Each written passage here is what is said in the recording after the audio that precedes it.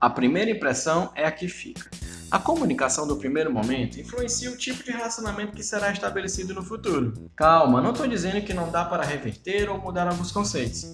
Afinal, você mesmo deve conhecer casos de pessoas que não se suportavam e hoje são grandes amigos. Mas não é sobre isso que estamos falando. Quero falar em uma relação curta, uma relação de negócios, onde você não vai ter todo o tempo do mundo para mostrar ao seu interlocutor o porquê ele deve confiar em você. E para quem almeja liderar, a primeira impressão é muito importante, pois o cérebro armazenará informações do que é e de quem é a pessoa nos 2 primeiros minutos de conversa. Todo relacionamento se baseia na interpretação de quem é a pessoa no qual estamos nos relacionando. Esse quem geralmente é definido pela forma como ele se expressa, não só pela sua fama, aperto de mão, olho no olho. A segurança nas palavras e a tonalidade na voz causa a famosa primeira impressão. Sempre que sou apresentado a alguém pela primeira vez, fico atento à minha linguagem corporal, também ao tipo de assunto que vou abordar. Geralmente, olhando para a pessoa, chama pelo nome. Isso tem uma importância significativa. Sempre faço uma pergunta inclusiva, que a faça se sentir segura e a valorize. Me permita contar uma história. Há algum tempo, em um workshop de engenharia, no qual eu estava participando, um amigo me apresentou um grande empresário no ramo de lubrificação industrial.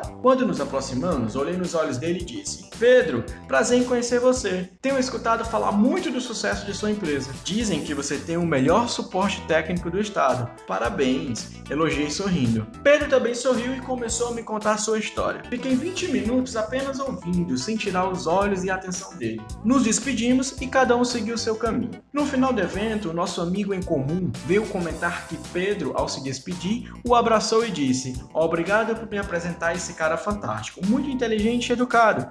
Gostaria de tê-lo como amigo e parceiro comercial em minha empresa.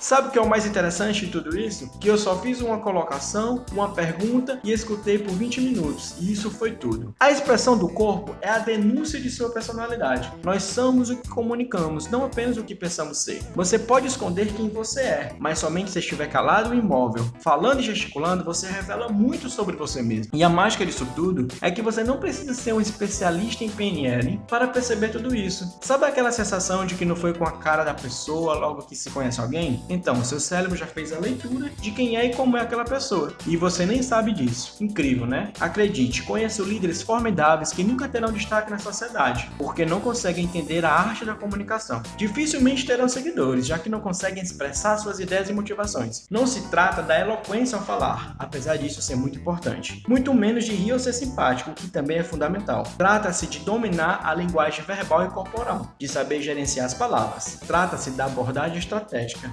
Acredite, a capacidade de comunicar-se pode virar o jogo para você. Por isso, homens como Barack Obama tinham tudo para não darem certo, como a própria biografia do ex-presidente dos Estados Unidos revela. Ele nasceu em desvantagem, pobre, estrangeiro, negro, em um país marcado pelo racismo. O que tornou o Obama o homem mais poderoso do mundo durante seu mandato foi a sua capacidade de se comunicar. Vamos a um exemplo bem simples: o uso da conjunção adversativa mas. Por exemplo, fulano, você é gente boa, eu até gosto de você. Você é um excelente profissional e tudo, mas... Aí você já sabe o que estou falando. Essa é uma palavra de negação ou cancelamento e deve ser evitada por alguém que quer exercer liderança. Poderíamos substituir facilmente assim: fulano, você é gente boa, eu gosto de você como profissional, você é excelente. E se começasse a chegar nos horários determinados pela empresa, sua produtividade iria triplicar. Ou seja, simplesmente troquei uma palavra de cancelamento por uma de encorajamento. A abordagem estratégica, já presenciei inúmeros casos de pessoas perderem grandes oportunidades simplesmente por não saber a abordagem correta, principalmente quando se trata de abordar pessoas influentes e poderosas. Pessoas influentes dentro de uma organização adoram ser reconhecidas pelo seu conhecimento e não por sua fama. Portanto, nesse caso,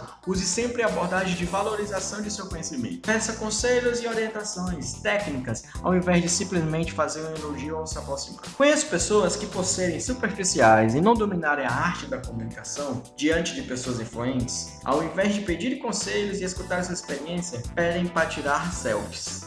Veja um exemplo que vem da política brasileira. Apesar de ter sido eleita e reeleita presidente do Brasil, Dilma Rousseff atraía críticas de muita gente. Mas aqui não cabe fazer uma análise política. O que eu quero chamar a atenção é que alguns dos pronunciamentos da Dilma fazia dela alvo de muitas piadas e de farpas, que minavam sua credibilidade como gestora da nação. A declaração roubou o protagonismo do programa e fez da presidente motivo de chacota. Aliás, mais de 6 meses depois, teve bloco de carnaval no Rio e em São Paulo, desfilando com músicas que repetiu: "Vamos dobrar a meta". E nós não vamos colocar uma meta, nós vamos deixar uma meta aberta. Quando a gente atingir a meta, nós dobramos a meta. Quando a gente atingir a meta, nós dobramos a meta. Ficou claro que o comunicar-se pode fazer a diferença para você?